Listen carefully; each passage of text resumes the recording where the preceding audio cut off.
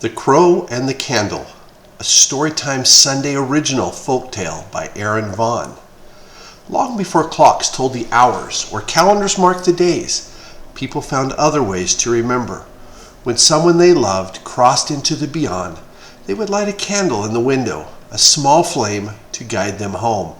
They said that as long as a candle burned, love could find a way through the dark. It was a small thing, a quiet act of hope, but hope, even small, burns brighter than any fire. And in a little cottage at the edge of a deep green wood, there lived a woman who kept that tradition close to her heart. Her husband had been a woodsman, strong of back and gentle of soul. He would read the forest like a book, which trees would fall, which would stand, which paths would lead him safely home. She was a seamstress, patient and quick, her fingers never still. When the world around them was wild and uncertain, they made it gentle together, with the wood and thread and laughter. They had no children, but they never were alone. Their love filled the house like a scent of pine and warm bread.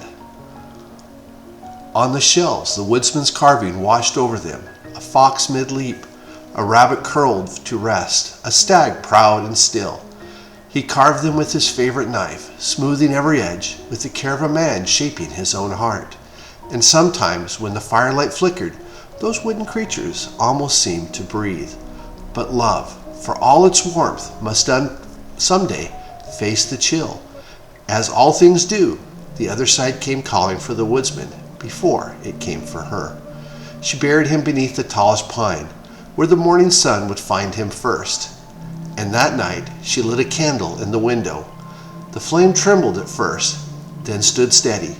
"So you'll never lose your way home," she whispered. And from that night on, a single light burned in her window, a small defiance against the dark. Each evening when the forest settled and the owls began to call, she lit her candle and placed it by the window. It was her prayer, her promise, her comfort. But one morning, when the dawn came, pale and cold, the candle was gone. No wax, no wick, only a faint black mark on the still.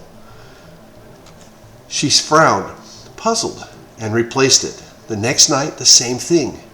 And again, the next. On the fourth night, she sat by the window and kept watch. The forest whispered and shifted outside. Then came a flutter, a brush of wings, the faintest thud, and the flame was gone. She rushed to the window and caught only a glint of feathers, and a single black plume drifted to the floor. "A crow," she whispered, "bold enough to steal from the dead." The next evening, she tied the candle down with twine. Gone. The night after, she covered it with a clay bowl. Gone again. By the third night, she was muttering to herself, broom in hand, pointing, plotting her revenge. "You feathered thief," she said, shaking her fist toward the trees. "I face storms harsher than you." The crow never answered, but sometimes she swore she heard laughter in its call. And though it angered her, the widow began to find comfort in the game. It was the first life her heart had known since her husband's passing. Still, candles were costly, and her purse was thin. When her last one vanished, the house felt smaller, the dark heavier. The carvings on the shelf became shadows. The silence became too loud. Thunder murmured in the distance, and a storm was coming. And still, out of habit or hope, she whispered into the empty room, "For love's sake, one more." That night, no candle burned. The hearth was cold, and the air damp and heavy. Rain began to tap against the roof. Soft at first, then harder. Lightning flashed beyond the window, and the cottage shuddered. She sat in her chair, wrapped in her shawl, staring into the dark. The crow had taken everything, all her light, all her warmth. "Have you not enough?" she murmured to the storm. "Was one soul not enough to take from me?" Thunder answered, and then, amidst the noise, came another sound, a faint, rhythmic knock from far corner of the room. Wood against wood, something was moving. She rose, hands groping through the dark until her fingers brushed feathers. Wet and trembling, her heart stopped. The crow. It had flown into the house, straight into one of the traps she had left hanging by the door. Now it was tangled in twine, wings bound tight, chest heaving with every breath. She stared down at it, her anger rising sharp and bitter. This was the thief, the shadow that had stolen the only light she had left. She could end it now. Her hand found the small knife she kept on the table, the same kind her husband had once used to carve his wooden creatures. For a heartbeat she imagined, silence returning, nights undisturbed, the dark her own again. Lightning flared, and in that flash she saw the bird's eyes, not wild, not cruel, just waiting. Her fingers trembled, the knife fell.